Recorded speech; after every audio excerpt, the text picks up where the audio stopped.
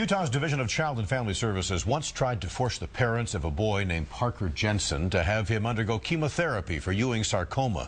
That polarizing, highly publicized case began more than 5 years ago and has continued since then in the courts. A federal court yesterday threw out a lawsuit from the parents of Parker Jensen, but the boy's family says their battle is far from over.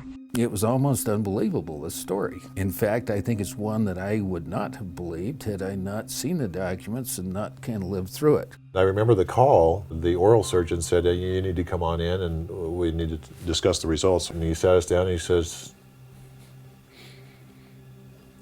your son has cancer. And how devastating that was to hear that your 12-year-old has cancer. When that MRI came out, there was nothing there. They could not find anything in the MRI, and that was our first kind of, I guess, relief. Like, whoo, it's not as bad as they had said it to be. And they did, a bone scan, and that came out negative, and they did a CT scan, and they did chest x-rays and all these things to try to find some cancer, and every one of those tests came out negative. Yet the doctor still kept saying, well, we still expect you to come, Thursday morning to start chemotherapy. He said I had invisible cancer and that I had to do chemotherapy anyways. We saw all these efforts to try to just rush and railroad the Jensens and Parker into chemo. That's not normally the way doctors behave. Almost a year of chemo with bad side effects is not something that responsible parents would agree to without being satisfied this is really the right thing. My dad printed off a huge list of all the chemotherapy drugs. I remember looking through all of them, seeing what they did, side effects of each drug, how many there were. On a lot of the drugs that were just going to make you a little bit sick, as we were told, we found out 2% of the people die, just flat out die. Others have major organ damage, tissue damage, brain damage, sterility. That's not the way you normally see doctors are going to behave. Initially, we thought maybe it's just ego. We can't totally get inside other people's heads. But that was, in my mind, the question is, why did they do this? The doctor that we weren't supposed to see, but we happened to see, had sponsored a clinical trial for a particular disease, Ewing sarcoma, and it was about ready to be shut down unless they got more 12-year-old white male subjects. The pathologist in the lab was pressured into assigning it Ewing sarcoma. They haven't even taken a blood test yet, and they were forcing chemotherapy, and they reported to the state that he had 2 weeks to live. I think it's human nature. If people know that they have that ability, that power, it's just a matter of time before somebody will abuse it. My parents have always known best, and I can't really ever say that they've ever made a mistake parenting-wise.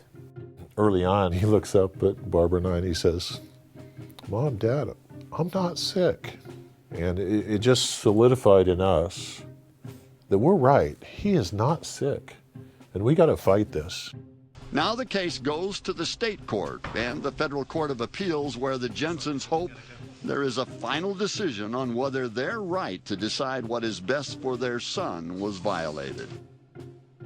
I didn't want chemotherapy because looking back on all the tests, they were telling me that they were negative.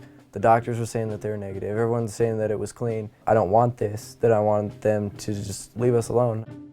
That's when we were threatened that they would take him away, and we had 3 days to get our case together against the state. The people at primary said, we've got another card to play. You either do what we want or we'll have your child in 3 days. Now the Jensens said, well, this is America. You can't do that. The reality was they knew they could. We finally found the Brzezinski Institute. We were going to take Parker to have this second opinion. When they found out, they issued warrants for our arrest. Little did we know that the fight would be World War Jensen. Here the fundamental charge was that you were somehow negligent parents. Negligent because the government knows best. The government somehow knows that your life is in danger and that your parents are somehow neglectful. I thought, here you are saying that these parents are neglectful, and yet they know more than anybody in this room. Call them laymen if you want, but they love their son so much, and they're such great parents that they've looked into it. And that's what I saw, was that you went looking for a second opinion. Think back, that moment in time when that doctor said, I will make the decision. We would get to a point of disparity where You had the feds looking for you, you had the local police, you had the state police. We're basically in exile because we have these warrants out for us. One night Darren said, you know, if I go to jail, you are not to bring Parker back. You are not to turn him in.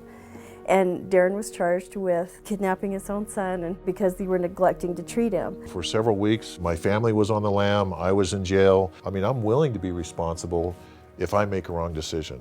That's what parents are for. Darren and Barbara Jensen charged with kidnapping and medical neglect because they refused chemotherapy for their son. It never should have happened. They still would admit that they were wrong. They just knew that they couldn't guarantee the scientific data, and so they thought, well, time will tell.